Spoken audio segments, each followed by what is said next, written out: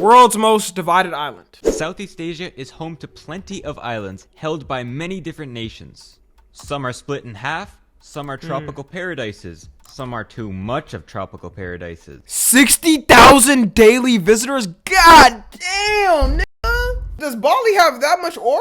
How many people even live there? Wait, let me search with the residents. Okay, there's 4 million people there. God damn. Nah, it does look fire. I'm not gonna lie, that does look fire. Yeah, places like this are like what life's about for real. I would definitely go there. Belize looks better. Belize these nuts in your mouth. My bad. I don't even know what I was saying. That was just mean. That didn't even make any sense. Belize these nuts in your mouth. Like Tropical paradises. Some shaped global history, some are sinking, some are thriving, and sitting nearly in the center of them is Borneo, which itself is split up by 3 different countries.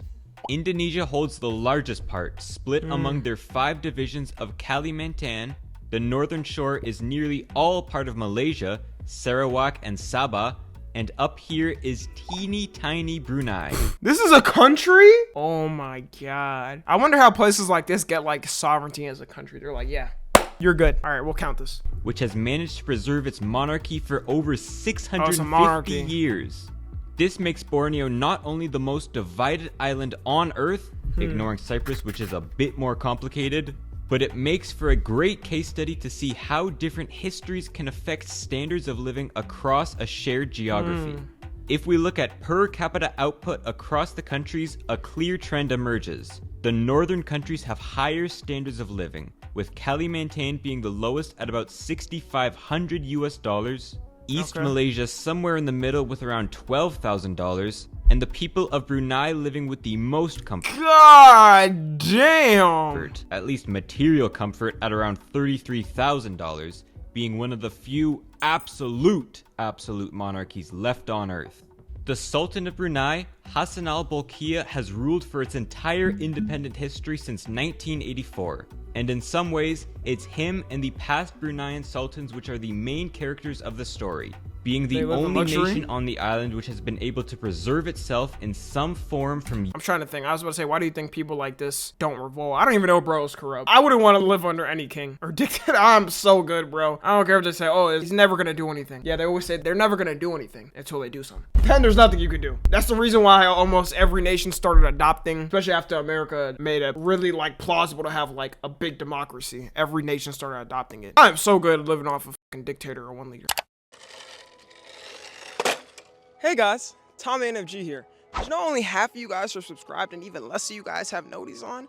I hate to be a burden, but you know, I really appreciate it if you hit that sub button and the little bell next to it. You know, it doesn't take long. I know you can get mixed up in the algorithm and everything. But yeah, also tune into the streams. You know, we have a lot of fun over there. I'm telling you, we have a lot of parties going on over there. Yeah, that's it. Bye. Damn. European colonization. They did this with 2 things: making massive concessions to the British and good old oil money. Let's start off with these riches. Brunei is small both physically and in terms of population, but because they produce a decent amount of oil and gas, their entire economy revolves around them.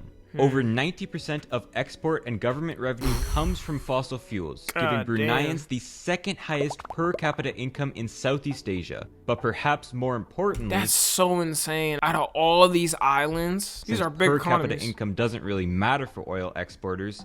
A much more comfortable... They say they kill gay people in Brunei via stoning. Damn, they moving like that? Like, I know, like, certain Middle Eastern countries be moving like that and shit. Damn. Well, we know what type of dictatorship it is. God damn, bro. Like, come on. We in 2025, dog. Life from their Asian and Bornean counterparts. Brunei has been described as the closest thing on Earth to a complete welfare state. Or as they like to call, a shellfare state.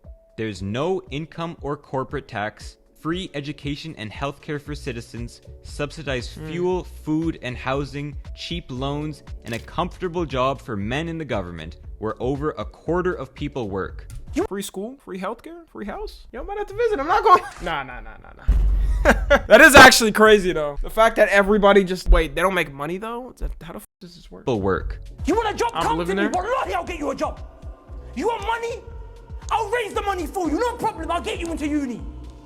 which probably gives the capital, Bandar Seri Begawan, the vibe of a nursing home. There has to be a catch to For this. all this free stuff, Well, I mean, the catch is you live under a dictatorship, and yeah, like Shari was saying, you get stoned if you're gay, or maybe it's a religious monarchy if you're another religion. comes the social contract, though, with the Sultan leaning towards the authoritarian side. Can't There's the criticize him. usual restrictions on free speech you see in dictatorships, as well as a ban on organized civil society.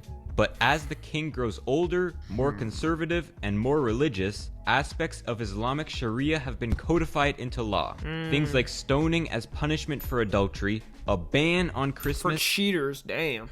and cutting thieves' hands off, though these are enforced to varying degrees. The royal family doesn't seem to have Varying degrees means if your ass pisses him off enough, he's just gonna do it. There may be like his homie that cheats, and he's gonna be like, oh, nah, you good. Like, you're just not gonna get a punishment. We'll give you like a $5 fine or something. But if somebody he hates, cut their fucking hands off. Get him out of here. a moral problem with flying planes full of prostitutes. It's oil which makes the family one of the richest and most spendthrift on earth. The king's net worth has fallen dramatically since the 80s, as He was worth 30 bill. I mean, that's still insane. he's just spent an unholy amount on an almost 2,000 room palace, luxury hotels, and a collection of thousands of cars. Why? That makes no sense to me. Thousands of cars? You gotta understand, there's cars in here where he hasn't even stepped a foot in them, probably hasn't even seen them. Like, you have to have a warehouse that's 3 football fields long probably to have that many cars. Including his famous gold Rolls Royce, and its oil, which has even kept the country independent in the first place. At the height of Bruneian power, it used to control the entire island of Borneo. When the Christian Portuguese captured Malacca, Brunei served as an alternate trading hub for Muslim merchants, monopolizing it and creating a thalassocracy, a form of government based on boat power. But when the Spanish captured Manila, the government's ability to control the waters started to wane, eventually losing control of the north to the Sulu after a decade-long civil war. Pirates often raided the north shores, and on top of that, Europeans were now trying to establish forts and factories all over the archipelago to secure their own monopolies. Europeans like this guy. He's James Brooke, and just a humble guy, really. He was born and raised in India and wanted to establish a trade route with Brunei. Damn, a white guy born in India won in like the 1800s? That's a fucking surprise. Of course, the Europeans coming. Oh yeah, you know, they heard oil and they're like, oh yeah, we gotta come in, y'all. This is our land now. Apparently, when he sailed over with his crew, the southern half Sarawak was in the midst of a rebellion. He helped to put it down to trade, and the Sultan was so thankful that he allowed James to be a vassal of his. At least for the small price of $2,500 a year, James Brooke was made Raja of this territory in 1842, the White Raja of Sarawak. First of his title, the White Raja Yo, he was low-key a DI hire. would go on to continue this bizarre state for 2 more generations of Brooks. James Brooke, its founder, had expanded its territory from this to this through a series of deals, taking advantage of disputes between local rulers. The country had no treasury and used a system where titles to rule could be bought from the Sultan, making it hard to lead an organized effort against the Brooke family. Now, his little kingdom wasn't explicitly set up by the British government, it was just a guy who somehow ended up as local leader of this land. But the British saw the value in controlling the sea lanes over here, giving him naval support, essentially making Sarawak a British territory. James's son Charles was much more They was really going anywhere. How did they even find this place? the businessman, trying to promote a sago export industry using foreign money and Chinese immigration, though they didn't permit any European business to be set up, choosing to protect the Brooke monopoly over fast exploitative growth. The Sultan was wary of the Brooks' growing influence though, so to counteract it he, bear with me, sold a chunk of northern Brunei to an American businessman. I guess to balance different types of foreign rulers on. Bro, imagine nowadays, like, somebody just buying a piece of a fucking country now. They just had, like, Elon Musk buy a piece of a country because all the countries are taken up. Like, you're not buying this for, like, probably even Elon Musk net worth. This was, like, a very small-ass island. That's someone saying the concept of him just hitting up, like, yo, you want to buy this land? From this country, it's, like, this long. Oh, yeah, I'm gonna buy it. Both halves of the island However, Alaska? that Yeah. land turned out to be pretty unprofitable and would eventually be resold to the British North Borneo Company, and again expanded through deals with local rulers. The company was much less focused on administrating its people and building institutions to legitimize royal rule like the Brooks had. It was run almost entirely for the extraction of jungle-based products, being like a loose trade organization between British merchants and indigenous people. The Sultan was right that there would be competition between the two, but that competition ended up being who could swallow Brunei's land the quickest. By the 1880s, Brunei, now a rump state, couldn't afford to keep itself independent any longer, and the Sultan chose to become a British protectorate in exchange for a promise to freeze British land grabs, which the Brooks broke 2 years later, splitting what remained of the kingdom in half with the annexation of this territory.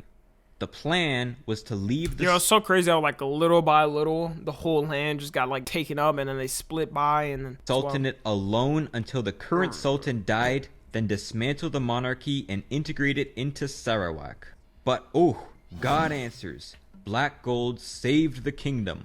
At the same time the British were getting really concerned they didn't have a domestic oil supply, it was found in the tiny remaining sultanate that they had just made theirs. 3 years after oil was found, the British then placed a resident built a whole ass mansion. No, bruh. Nah, as soon as they seen the oil, they're like, oh, time to build a mansion. This is our place. there, while keeping the Sultan in power to pretend like he was making decisions, making them a part of the British Empire, not Sarawak. So, the British ended up with 3 colonies on Borneo: Brunei, Sarawak, and North Borneo, later called Sabah. These ones were under the control of a private company and a British guy who'd been the 3rd king of this territory. The British then had no colonies when the Japanese invaded the island. After World War II, the Brooks were financially devastated, and both these territories were transferred to direct British rules as crown colonies. Alongside the invasion came a wave of nationalism which spread across the Dutch East Indies and Southeast Asia in general. Indonesia gained its independence after a war with the Dutch, while the British colonies opted for the peaceful route. In amalgamation of British colonies, Malaya had gotten it in 1957. It was only natural to extend the offer to the rest of the British Malay states. The nationalist Prime Minister Tunku Abdul Rahman invited the 3 colonies to join them in a union, which leaders of Sarawak and Sabah took him up on. In 1963, they formed the Federation of Malaysia, That's not even that long ago. I didn't even know that. signing the Malaysia Agreement, MA63, to ensure the Bornean states would be treated as equal members, attaining some degree of autonomy It's so interesting how like stuff like this happens recently. This is recent relative to the time we live in. That's crazy. over their revenues and resources. Singapore used to be part Over of time, Malaysia, but some got of these kicked out. guarantees would erode as the Malaysian state centralized. Most importantly, those of their oil revenues, which the provinces only get to keep 5% of, while the rest goes to the national company Petronas as a Yo, 5% is absurd. That's not even scamming. That's like beyond scamming. Oh my fucking god. form of How'd they pull that national off? development. Some resentment has boiled up as many Borneans feel they missed out on the economic miracle Malaysia has gone through in the last few decades, with their economies still Dead ass much just more stealing? tied to the mines and the jungles, which peninsula-based companies and federal agencies manage. For longer than It's Sabah crazy how like countries have beef over shit like this. It's just like if you're born in like modern times for Gen Z, you just didn't experience this. Then you see it and you're like, damn. has, Sarawak's pushed back against the Malaysian government and maintained a unified political culture, with pro-Sarawak parties constantly winning local elections. Recently, they've established their own state oil company in 2017, and as of 2019 are enforcing a 5% tax on petroleum products. The levels of development reflect the respective regions' resistance to foreign entities. Sarawak today is one of Malaysia's richest provinces, while Sabah is one of its poorest. Damn. 3rd in Malaysia and 12th. As for Brunei, just a year before the Union of Malaysia, a rebellion by the only pro-democracy and left-wing party in its history had spooked the Sultan into declaring a state of emergency, which has technically lasted for its entire history since. Martial law, and they just didn't do anything? Like, what the f? On top of that, Malaysia Diabolical. wanted a significant Diabolical. chunk of Brunei's oil revenues to develop the country nationally, which the Sultan, getting used to this lavish life, protested against. Despite persistence by the British for Brunei to join, and these rebels wanting to join Malaysia, the Sultan personally refused, opting to stay a British protectorate. In fact, when the British government thought about pulling away from Brunei, the Sultan threatened to take his massive fortune out of British banks and quit. The second part, he actually did, abdicating in 1967 in favor of his son, the current Sultan. Still marked by fears of the rebellion as well as Indonesia's invasion of East Timor, Brunei pleaded with Britain to keep a Gurkha regiment stationed in the country, which they reluctantly agreed to. The Gurkhas still defend the royal family to this day. That's so 1800s. Then there's the south. Even though it's the more complex part of the island, its history is arguably less complicated than the Malaysian side. The Dutch had been conquering the islands of the archipelago to make sure no other European country could touch their nutmeg profits. This included the central Nutmeg, that was their main revenue source? Kind of a funny name. island of Borneo. But unlike the British system of attempting to keep local rulers in charge while they pulled the strings, the Dutch directly administered the islands. At least it was direct rule by the time they found that sweet, sweet oil. By then, to the Dutch, Borneo was little more than a shell pump, the place that fueled Marcus Samuel's oil empire alongside his Kind of looks like Teddy Roosevelt. trusty brother, Samuel. So with the rise of nationalism after the war, they didn't rebel as the sultanates of Pontianak or Sambas or Banjarmasin as it was conquered as, but as part of the broader Dutch East Indies. It was clear that Kalimantan would be governed as a central part of the new United I just know their borders are probably so fucking crazy. Like, you cross another country, especially you cross that Brunei, your ass definitely get executed. States, then later Republic of Indonesia. The theme throughout independent history was, the more centralized the Indonesian state was, the worse Kalimantan fared. This is because the majority of Indonesians as well as Indonesian business and military power was found on the island of Java. The reign of President Suharto was particularly centralizing, leading Indonesia's new order. He consolidated political parties and gave special economic rights to his family. Islamic party, non-Islamic? Yeah, I feel like having religious parties probably just gonna cause problems. There. Family members and military linked A religious party and then a non-religious, yeah, they definitely was beefing. companies. These Java-based companies would of course benefit from Kalimantan's timber, coal, and oil resources, more than the Kalimantans themselves. After 32 years of rule, Suharto suddenly stepped down in the midst of financial crisis-fueled protests, ushering in a government dedicated to democratic principles which passed 2 laws to decentralize Indonesia. At least 25% of domestic revenues now go towards regional development, by law. But today, as a result of the Dutch and Indonesian legacies, Kalimantan still lags behind Malaysia and Brunei, where many people live a much more rural life than the north. It might get better. In 2019, President Jokowi announced plans to move the Indonesian capital away from Jakarta to East Kalimantan. Jakarta might be the center of Indonesia, but it's also literally sinking because too many people live on the marsh it was Yo, I've never seen this. What? Give it 50 years and they probably cooked. built on, with parts of the city destroyed every year by flooding.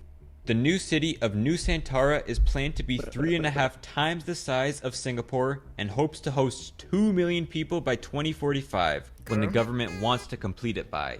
That would make it the largest city on the island by far. Kalimantan has 1/9 of the population as its metropole, Java. East Malaysia has around 1/4 of West Malaysia's population, and Brunei has 100% of its metropole. God damn. These relative sizes reflect the relative level of development on the island. The further north you go, the more autonomy the people have over natural resource revenue, and the richer and higher developed it is. Though if you go too north, local power weakens, stemming from the loose colonial governance Sabah was a part of. Brunei is an outlier, not just on Borneo. How do they even pick it though? Like, if you look at it, why do they say, okay, we're just gonna get this and this? They left out like the other mountains and stuff. They're just like, nah, I just want this specific piece of the mountain that kind of looks like a fucking boot, and then the rest of it can go. On Borneo, but on Earth. Exclaves? In an odd position. I'm not gonna act like where I know it's what an that almost Actually, I don't know what depoliticized that is. country whose entire economy is based on the Sultan giving away his oil wealth. It seems almost obvious that it could all come crashing down one day, as every article ever written about it will say. Or, with the trend of increasing autonomy over Borneo's natural resources, Brunei could be seen as an early adopter of the next phase of Bornean history. They're definitely cooked.